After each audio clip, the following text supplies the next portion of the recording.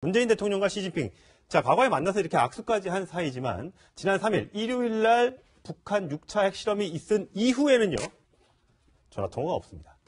정말 중요한 사람입니다. 북한 제재에 있어서 가장 핵심적인 역할을 해줘야 될 시진핑 중국 국가 주석이지만 단 한 번도 전화통화를 하지 않았습니다. 저희가 그래픽을 준비했는데 한번 보실까요?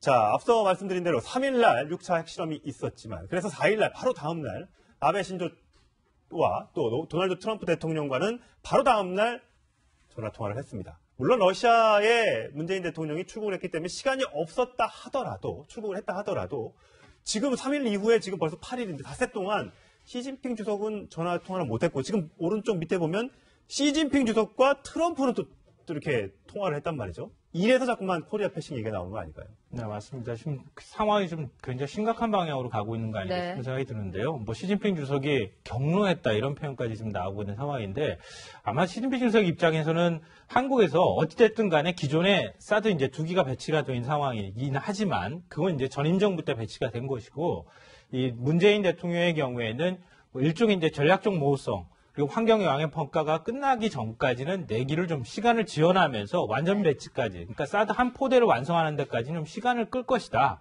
그게 우리한테 보일 수 있는 일정한의 최소한의 예의다. 뭐 이런 식의 어떤 시각들을 갖고 있었을 거라고 보는데, 뭐 지난번에 이제 ICBM급 미사일 발사하고 난 다음에 문재인 대통령이 입장을 확 180도 바꿔서 바로 4기 추가로 배치하겠다. 그래서 사드 포대 완성하겠다. 이렇게 지금 나오고 결국은 배치까지 된 거 아니겠습니까? 그러니까 시진핑 주석 입장에서 보면은 뭐 중국이 이런 것들을 유난히 또 강조하는 입장이긴 한데, 그러니까 본인 스스로를 좀 배신했다는 이런 생각들도 갖고 있지 않을까. 이전에 이제 박근혜 그 전 대통령 때 그때 이제 황교안 총리가 이 중국을 갔을 때 그때 이제 그 우리가 사드 배치 발표하기 바로 직전이었거든요. 아, 그런 거 배치 아직까지 결정된 아무것도 없다 그런 다음에 그 바로 직후에 사드 배치 결정하고 나서 중국이 뭐 일절 우리 관계자들하고 만난 적도 없는데 지금 네. 딱 그런 상황이 재현되고 있는 것 아닐까. 그래서 좀 우려가 되는데요. 문제는 이제 그건 것 같아요. 제가 볼 때는 우리 입장에서는 사드를 불가피하게 선택할 수밖에 없고 배치할 수밖에 없다고 하는 측면이 있을 수 있다고 생각하는데, 문제는 그 대가가 너무 클 수 있다는 거예요. 그러니까 중국이 지금 경제 제재를 더 강화하는 방향으로 나갈 것이 거의 확실시되고 있는 상황이고, 미국 트럼프 대통령 같은 경우에는 사드 포대뿐만 아니라 지금 그 이지스함에서 할 수 있는 SM3까지 지금 무기 구매를 해라. 그게 이제 2조 원대 규모라고 하는데, 이런 식으로 지금 계속 미국산 무기를 사들이라고 즉 간접적으로 압박을 넣고 뭐 합의가 된 것처럼 지금 얘기하고 있는 상황 아니겠습니까? 네. 그러니까 미국과 중국 사이에 우리가 틈바구니에 껴서 사드라고 하는 것을 매개로 해서 우리가 치러야 될 대가가 너무 크다. 이게 우리의 큰 고민이 아닌가 싶습니다.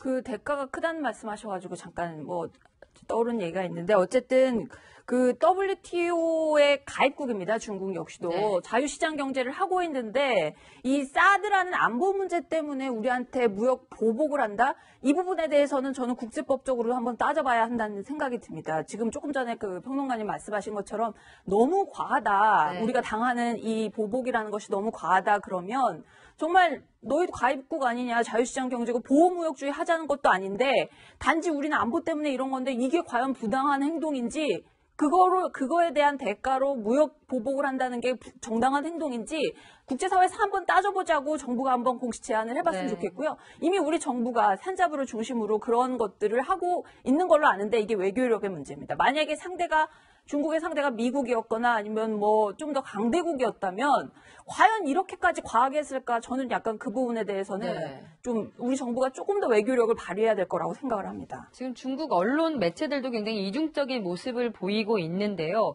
이 북한이 핵실험을 했을 때는 가만히 있더니 우리가 사드를 배치하는 것에 대해서는 정말 입에 담을 수 없는 말을 하고 있어요.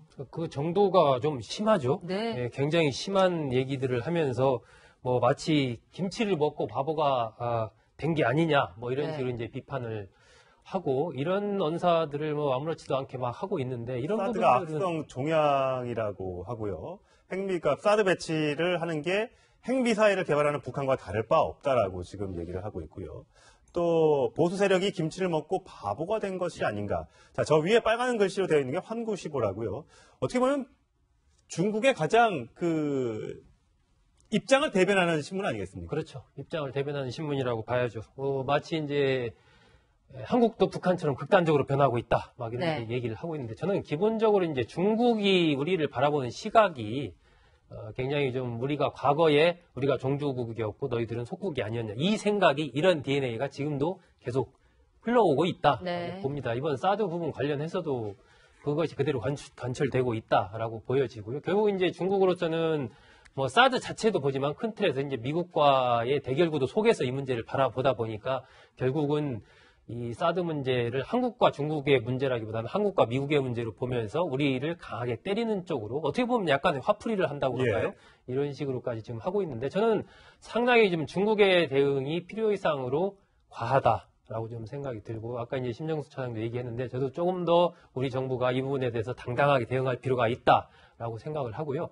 경제적인 어떤 타격을 뭐 이미 그동안에 많이 받아왔죠, 우리가. 아마 앞으로도 좀 있을 수가 있는데 저는 이런 과정을 통해서 우리가 이걸 견뎌내면서 경제 체제를 좀 더 강화하고 또 우리만 피해를 입는 게 아니고 중국도 피해를 입습니다. 그리고 이것이 과연 현재 이제 많은 피해들이 나오고 있지만 저는 사드로 인한 피해인가도 한번 따져봐야 돼요. 그러니까 우리 스스로의 어떤 경쟁력 자체가 지금 중국이 과거에 우리가 막 앞서 있다가 중국이 좀 무서운 속도로 추격을 하고 있지 않습니까? 네. 여러 가지 이런 부분에서 오는 그런 문제도 있기 때문에 모든 것을 다 우리가 사드 때문에 우리가 지금 안 되고 있다라고만 뭉뚱그려서 할 수 있는 그런 상황은 또 아니다. 그러니까 이번 기회에 조금 더 우리 기술력이라든지 이런 것들을 더 향상시키고 판매망을 좀 더 중국 외에 다른 쪽으로까지 확대할 수 있는 그러한 어떤 이 위기를 또 기회로 그렇게 삼을 수도 있는 것 아닌가 하는 생각도 들기 때문에 너무 이것을 막 굉장한 위기이고 우리가 빨리 이 문제를 해결해야 되고 중국과 풀어야 되고 이렇게만 접근하면 중국 입장에서 보기에는 오히려 더 일종의 꽃놀이패 비슷하게 치고 네. 있을 수가 있기 때문에 우리는 좀 더 당당하고 굳건한 자세로 이 문제를 좀 받아볼 필요가 있다라고 봅니다. 예, 말은 참 쉬운데 외교라는 게 참 하기가 어렵다는 점에 참 문제가 있고요. 오늘 심정투장, 일본 아사히 신문이 네. 김정은이 혁명자금이란 구실로 스위스, 홍콩 이런 데 숨겨둔 돈이 무려 5조 6천억, 한 6조 가까이 된다라고 지금 보도를 했습니다. 오늘 아침에. 네. 자, 과거에 우리가 이제 뱅코델타 아시아 은행을 돈줄을 죄서 네. 김정일의 그때 굉장히 어떻게 보면 압박했던 적이 있지 않습니까? 네. 이런 거 전부 다 끊고 그다음에 원유도 중단하고 이런 식으로 좀 강력하게 물론 중국의 도움이 필요합니다만 그래야지만 김정은의 어떤 이런 도발 야욕을 멈출 수 있지 않을까 싶습니다. 어떻게 그렇습니다. 5조 6천억이 이게 줄어서 5조 6천억이래요 그동안. 그거보다 더 많을 수도 있을 것 같다는 네. 생각이 듭니다. 김씨 일가가 지금 3대 세습을 해온 기간이 벌써 몇십 년 되잖아요. 그런데 어쨌든 조금 전에 앵커 말씀하신 대로 이 김정은에 대해서 어쨌든 미국도 처음으로 김정은이라는 이름을 올려서 안보리에 제재안을 냈다고 하지 않았습니까? 그게 중국, 러시아의 의견이 어떨지 그래서 최종적으로 통과가 될지는 앞으로 지켜봐야겠지만은 지금 국제형사재판소에 거의 전범급으로 세우나 마느냐 지금 이런 상황으로 논의되고 있는 게 김정은이라는 지금 북한의 지도자거든요. 그렇기 때문에 정말 최고조의 압박을 계속해서 한미 동맹은 당연하고요.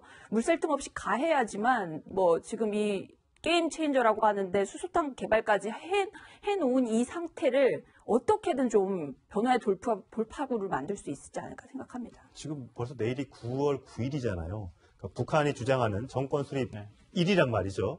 구구절에 또 뭔가 또 도발을 할까봐 지금 핵실험을 했기 때문에 이번에는 ICBM을 쏴서 정말 괌 근처까지 떨어뜨릴지 아니면 잠수함 미사일을 쏴서 더 멀리 보낼지 어떻게 될지 모르겠는데 저희도 지금 거기에 대비해서 지금 방송 준비를 해야 될 판입니까 지금?